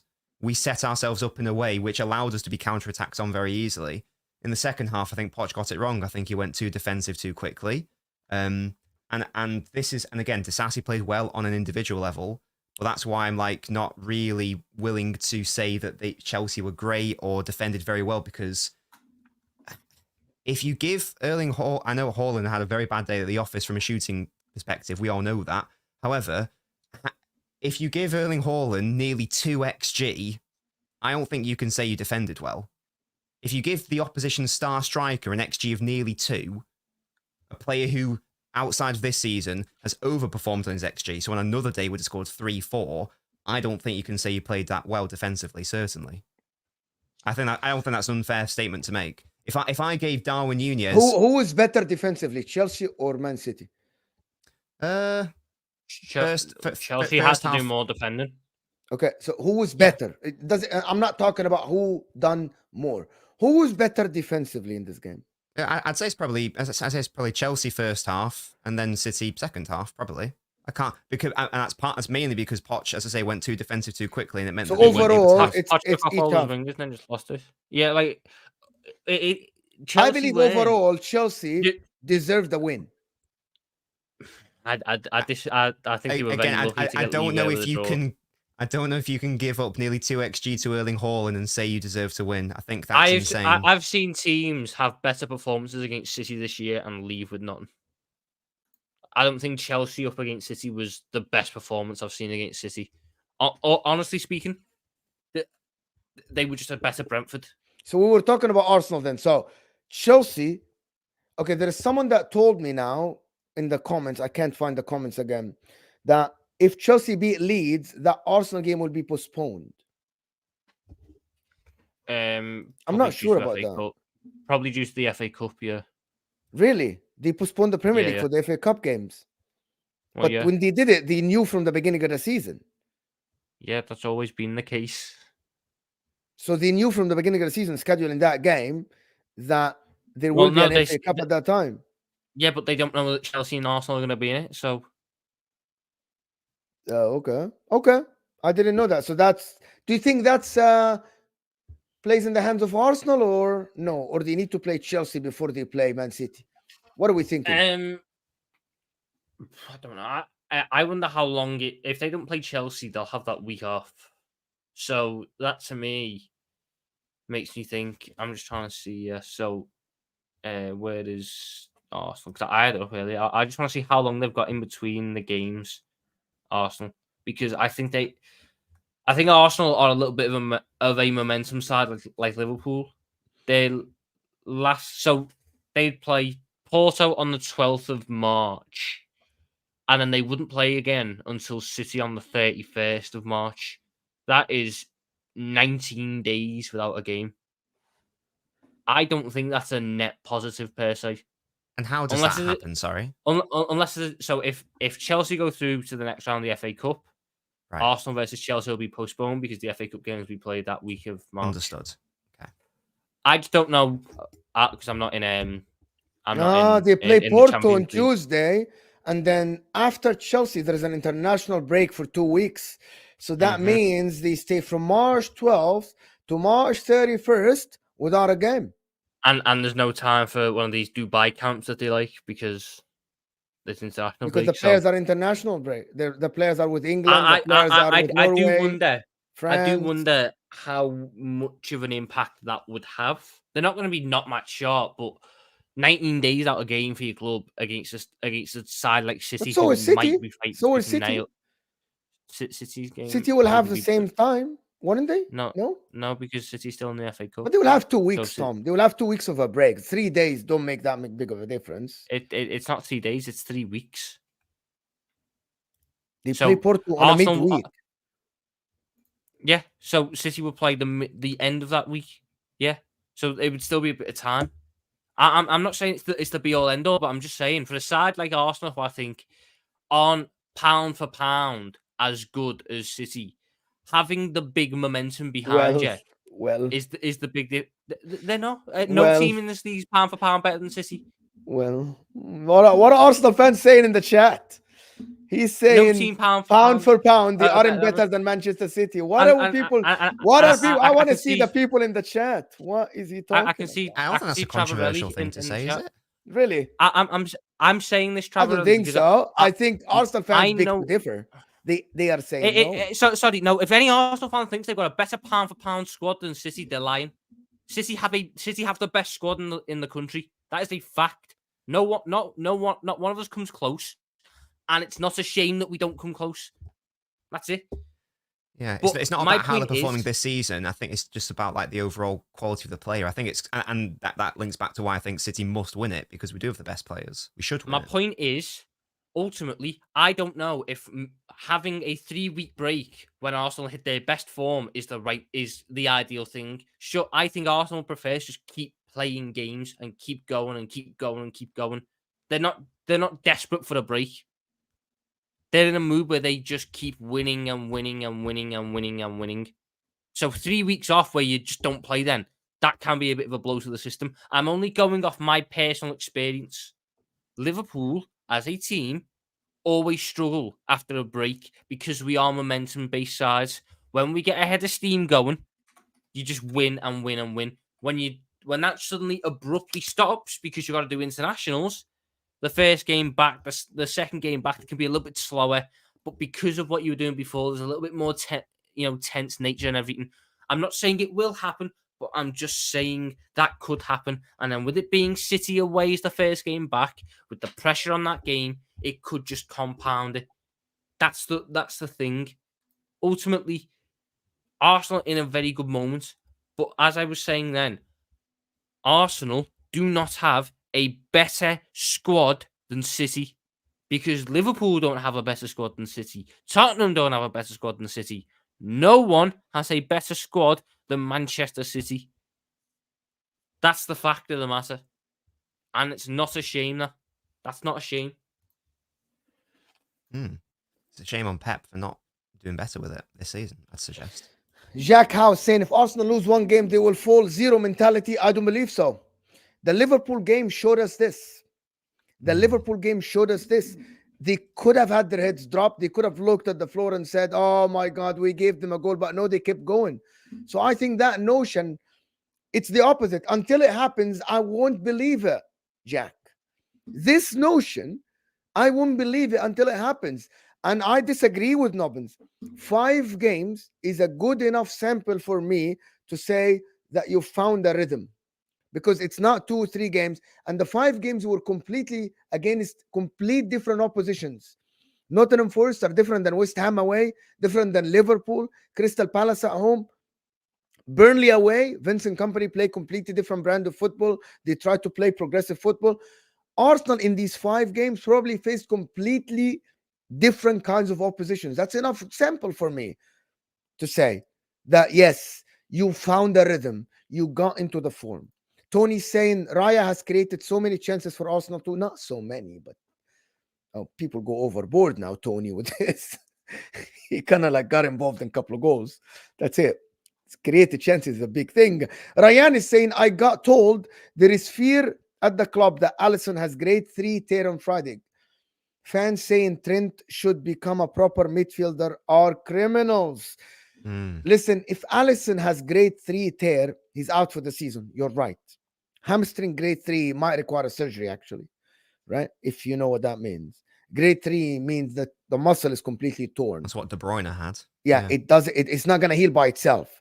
You'll have to put it together, right?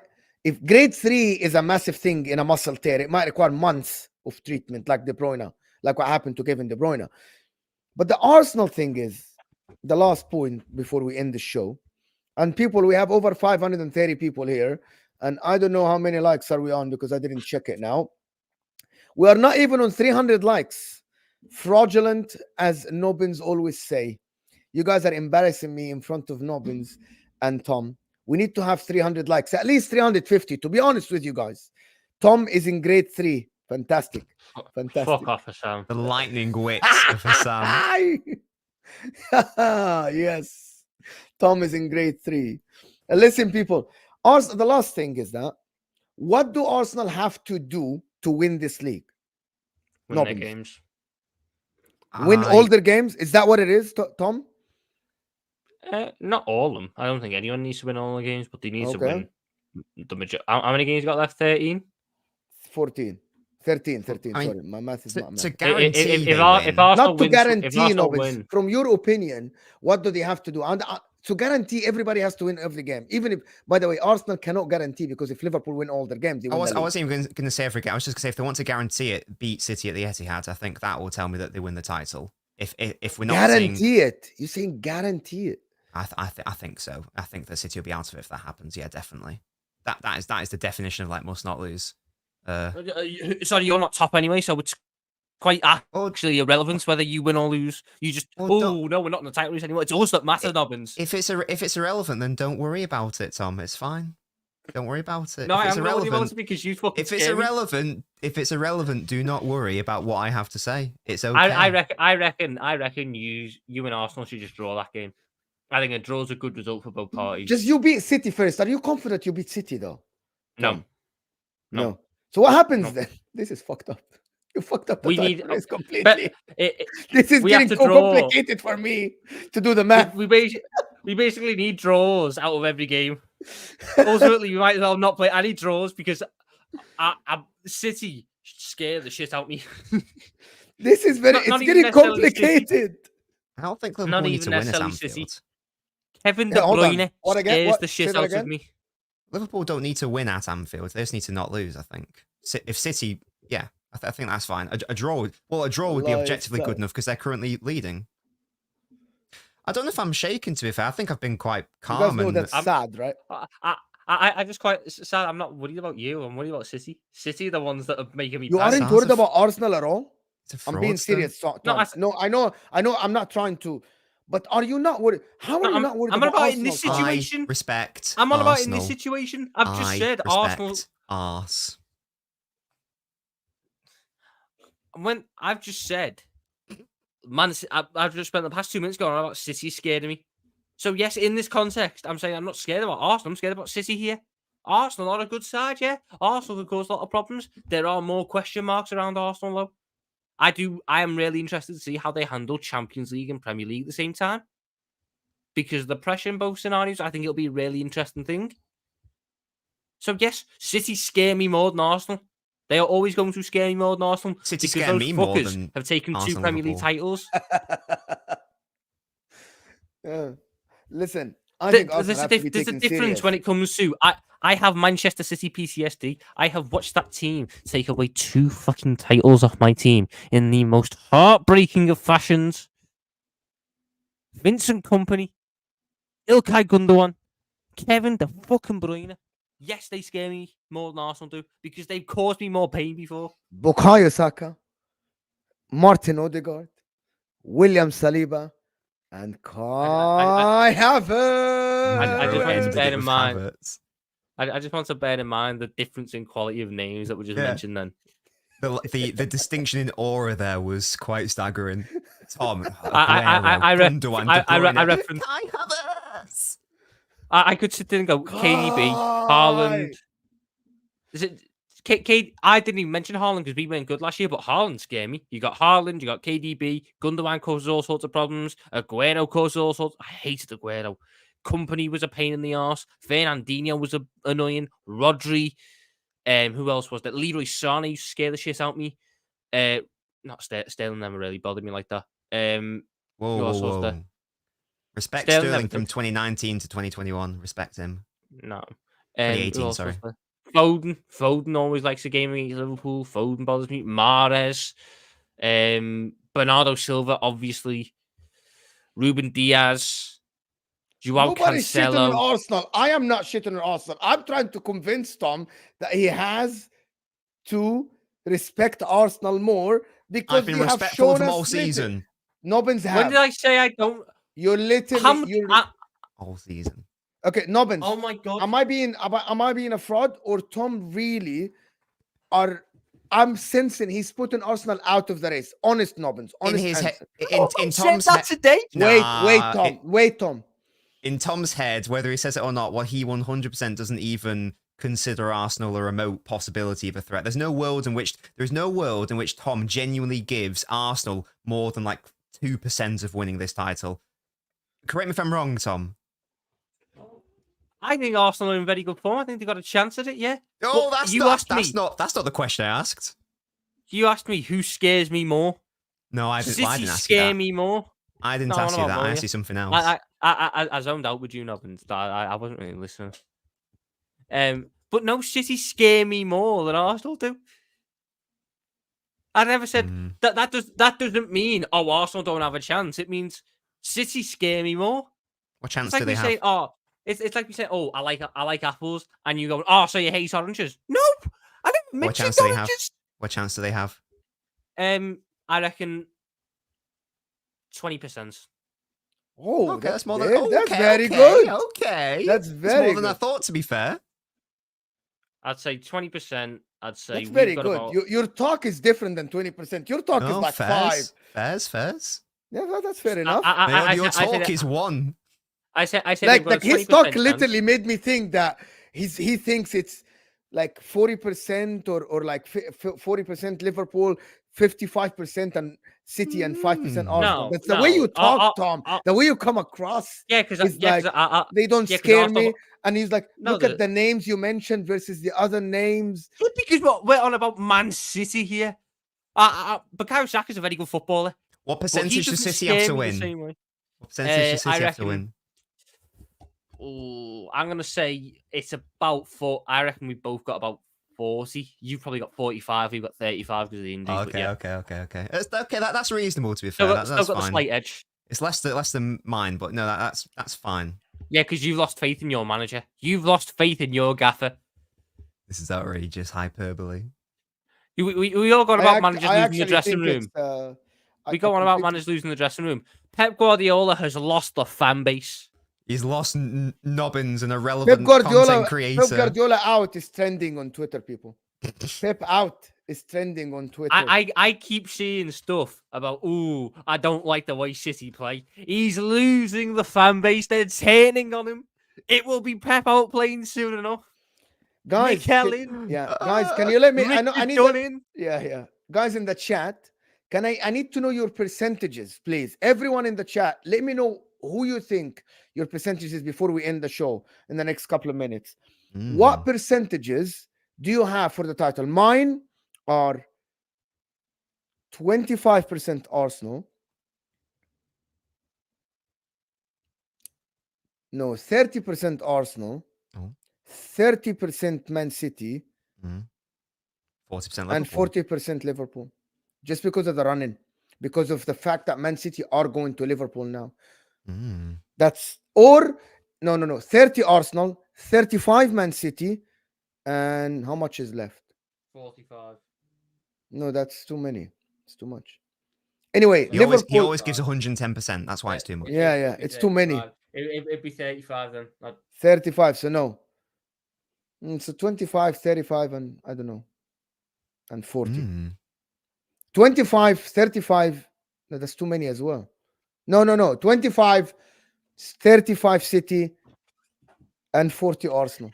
I think so. That equals 100. So now Arsenal the favourites. Talking to the scientist who studied math in college and have physics degree and geophysics degree.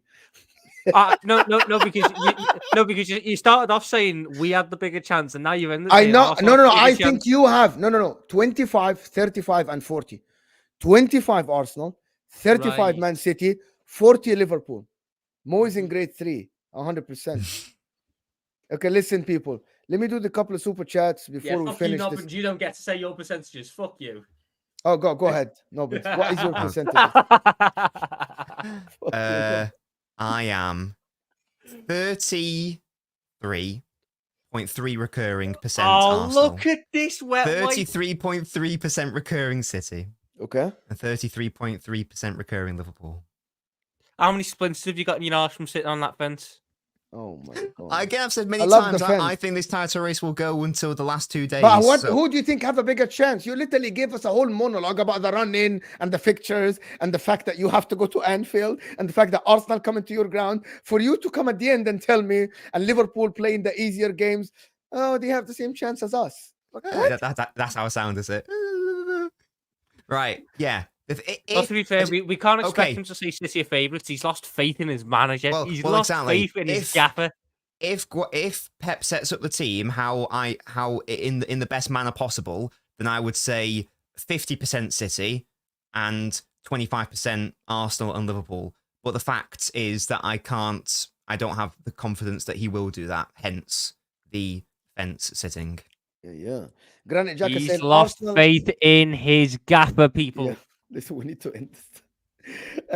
Arsenal are still his choke in them until they actually win. Hope this is this year. A lot of people say that, Granite Jaka. A lot of people say that. Enigma saying Thomas rattled Arsenal on his ass. Fraud. I don't think he's rattled. I mean, you're 2 points behind us. So You're 2 points behind. Here you go. Nabil is saying it's City pool title race. Here comes. The last time Klopp and Pep go toe-to-toe, Arsenal aren't involved. They are just observing. Little horse. The disrespect. The disrespect is real. The absolutely disrespect is absolutely real. Now I forgot what I was going to ask Tom, to be honest. But anyway, it doesn't matter. I was going to ask him something else. But listen, people, this has been absolutely phenomenal. Thanks for everybody that liked the video, sent a super chat to support the channel. Thank you for Tom Little and for Nobbins, of course. Both the channels are in the description, so you won't miss them. They are one click away from you. Tom, what you have coming up, bro? no idea, mate. No idea. Shit. But I know what Nobbins has. Nobbins has one of the best videos out there on the internet analyzing Man City, right? So you go check them out, of course. When you're releasing your 1 hour talk to the camera about how you've lost faith in your gather, and yeah, we need that. That's absolutely yesterday, needed, bro. That went up yesterday, bro. Yeah, that's the video. I'm not subscribed, so I didn't see it. Sorry. You aren't subscribed to Nobbins. We did a live stream yesterday where I did a post-mortem of the City-Chelsea game, and I spoke about these issues at length and in more detail. Wow. Did you say who? Right, cards on the table. Who was replacing Pep Guardiola as manager? Right, we didn't go that far. Chill out. Who? Pep Guardiola. You want Pep out now? Who is your option to replace him? Stop this. Are you a De Zerbi man? You want to see the Brighton man come in? I do like De Zerbi, to be fair. 100%. Listen, people, thank you everybody that watched us. Thank you guys, everybody, for tuning in. That was a brilliant episode with these guys. Tomorrow we have Rory and Jerry James, and we might add a little spice to that.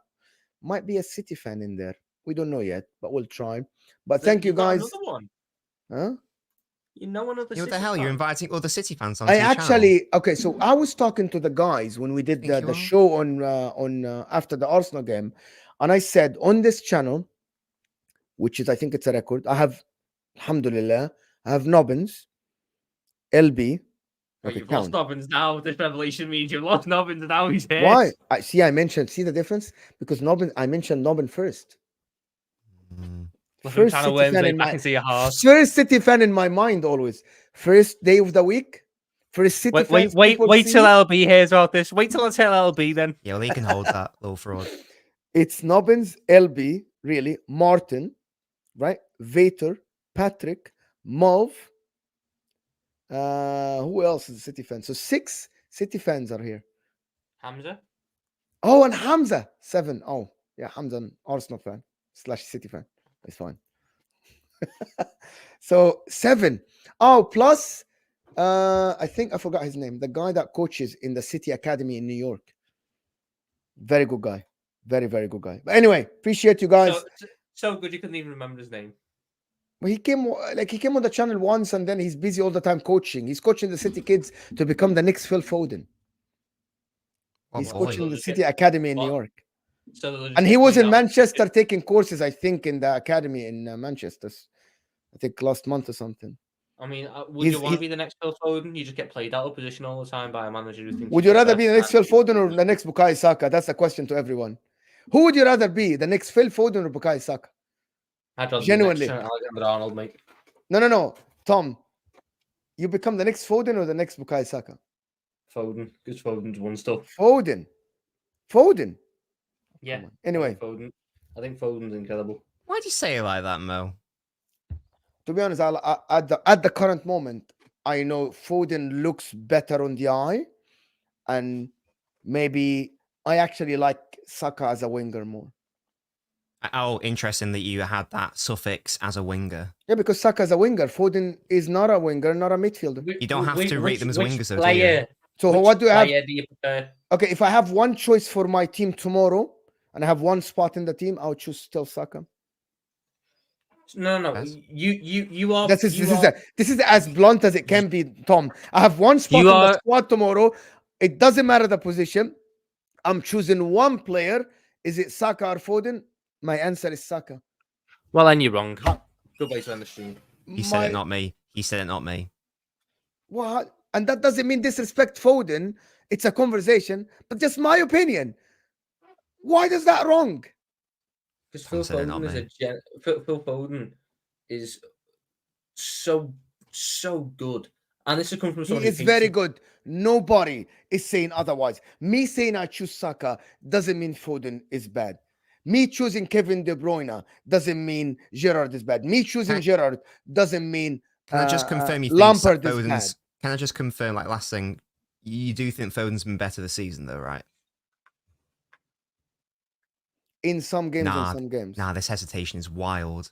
Overall, look at this, Nobbins. Nobbins, okay. we'll go start. Right. We'll go start on. We'll go start on one of a Monday Because now. I don't want to deal with someone like this. this. In the beginning of the season, and it's a big part of the season in the beginning, Phil Foden wasn't playing to the level that people expected. Hello? Did you watch the Newcastle game? Where that's one of his best games. This is not the beginning of the season. That was the second game of the It was season. the second game of the season. Oh, I thought he was. Hold on, I was thinking he's talking about the latest Newcastle game. He didn't specify which Newcastle game. Well, funnily enough, I was talking about the one at the start of the season. Oh, you didn't mention that. You were talking about the start of the season. I mean, if you want to go on, Oh my God, City fans are sensitive in the chat. Nah. Why you guys are talk sensitive? shy and then get caught out and then cry You sensitivity. really didn't mention which game. But you said start of the season. you Surely said the you start can. of the season, so you just Surely you two can and two imply together. from that. When he said that game isn't in my mind now, the Newcastle game in the beginning. What of a the season. surprise!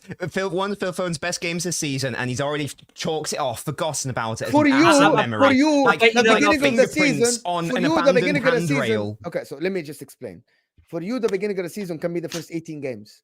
That's the first half of the season. It can be for you. You A didn't say lot of first half, you people said think start. that. I said the beginning of the season, the first 10 Beginning. games. the start Oh, of the you didn't season. say is the first 10 games. So you said beginning. people really think that This Phil guy. Foden has been better than Saka overall this season. Sorry, to confirm, do you not think that? I think it's a conversation to be had. Yeah, that's wild. That's wild. Okay, that's horror. Really? That basically means he thinks Saka's been better. Why? Yeah, that's horror. No, it depends on which part of the season. The season, all of it. In this season, I actually think it's a 50-50. Yeah, mad. Get them splinters out your arse. Get them splinters out your arse. I love Saka, but that is mental. Mental. That is insane. Who do you think has been better? Oh no, I can't ask this because someone was injured all the time. Maybe. I don't know why people think that this is crazy take that I think Saka has been even not performing up to the level that people think he is. He's getting the output, he's putting out the numbers, and I think he has been all right. I think, and that's the crux. I think and used the word Foden numbers, has been playing at Man City, has been playing good, has been playing all right. He hasn't been the centerpiece. Has been playing all right. This guy's been our best player. He has been. Has Foden been City's best player this season? Yeah, but hold on, No. hold on. Look, he is hesitating. Why are you hesitating? Rodri. It's not been Rodri. If you wanna look at points in the season and go, oh well, he didn't turn up. Didn't Saka go on like a 2 month? Guys, I tell you what. To be honest with you, until Foden takes the centerpiece, I believe he's just one of the guys. Okay, let me just finish the sentence before you interject. Let me finish the sentence. No. Let me finish the sentence. On my point. Let me finish the sentence, please. Right? Can I talk? For fuck's sake? Can I fucking talk? I say one thing, please. Okay. You are not a Super Saiyan. All right. Allow it. I didn't make that video, obviously, right? Okay. Until Foden takes the centerpiece of Man City, I will think that he's one of the guys. Or unless he's doing a Kevin De Bruyne stuff, majority of the time, more times than not, I will say you are one of the guys. You are a very, very good player. We amazing player earlier that no City player is the main guy. We there literally is one. all agreed There on is that one. earlier. I'm going to tell you who. Last season, Rodri was out. Okay, here is the thing about it. Rodri was outstanding. I feel that without Rodri, you would have struggled. I feel without Kevin De Bruyne, Man City look different. I don't feel that without Foden, Man City look different. I don't. You see, so I you don't feel think someone else will step up and will do the job. He might do the job as much as Foden or as good as Foden. Just to be fair to Phil Foden, nobody else might do the job as good as Phil Foden, but you will be okay. I feel without Rodri, you won't be okay. I didn't ask you who is the most valuable player or the most I'm important player. explaining why I'm saying that Yes, who's I the feel best? Foden is one of the guys. What I And as mean we- by one of the guys is that he is a very good player, a tool that is used by Pep, a tool that is very good, one of the good players, but he isn't the difference maker for this city. He isn't the make or break. The make or break for me is Kevin De Bruyne and Rodri. That's my opinion. He has been for a lot of the season, but again, we're confusing importance with best. They're two very different things. Fernandinho, I could argue that Fernandinho was our most important player from 2017 through to 2021. Ain't no one going to say Fernandinho was our best player, though. Do you see what I mean? Yeah, because he Fernandinho wasn't isn't Rodri. in that team. Because we don't win Rodri anything. completely different. What Rodri has, and I spoke about this with Hussam the other day, I think. What Rodri is offering now is something that we haven't seen from DMs before. The defensive work, the dictation of the play, plus now the goal contribution and being as clutch as other players. Again, he's something very important, that but he's not been our Busquets best didn't player. offer. Nobody of. I don't think there is a DM in the history, and you can say it's Pep, it's whatever Pep. What I'm seeing in front of me with my eyes is that Rodri, over the past, I think 12 months or more, has been offering something completely different from the DMs we have seen over the past 20 years. A DM that doesn't only defend, dictate the play, good in position, offers always angles, but someone who comes clutch in big games, offer goals, offer stuff more than just a DM, than just someone. That's why Rodri, for me, is exceptional. Yes, he got suspended in the beginning of the game, in the beginning of the season, and I said your discipline needs to be, but he hasn't been suspended since then. People that say Busquets was good at that role. Rodri is adding something extra to the role of Busquets. Clutch, goals, offensive contribution even more. But Busquets was better at the other stuff.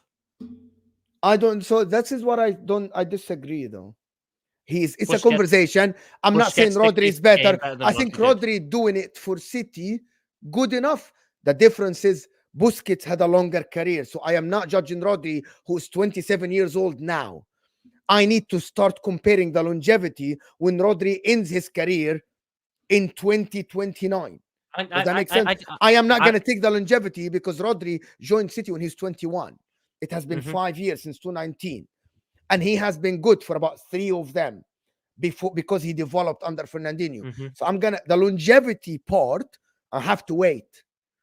I just want to know what parts of the season has Saka been better than Foden in your eyes? I can't remember now. To be honest with you, Saka, when Arsenal were down, I thought Saka was still one of the main players for them. Foden might have. But look at the difference when Kevin De Bruyne came to the picture. Everything now is about Kevin De Bruyne. Has Cole Palmer been better than Foden this season? No, I don't think so. Okay, that's fine. Not even. I was going to see. By the way, how far I am not one of this. the people that will tell you not even close. I don't think Cole Palmer is at the same level as Saka and Foden, even though he has the goals and stuff like this. No, not at all. And I think he's talented and everything, but Foden is miles better than him. I think there are miles difference.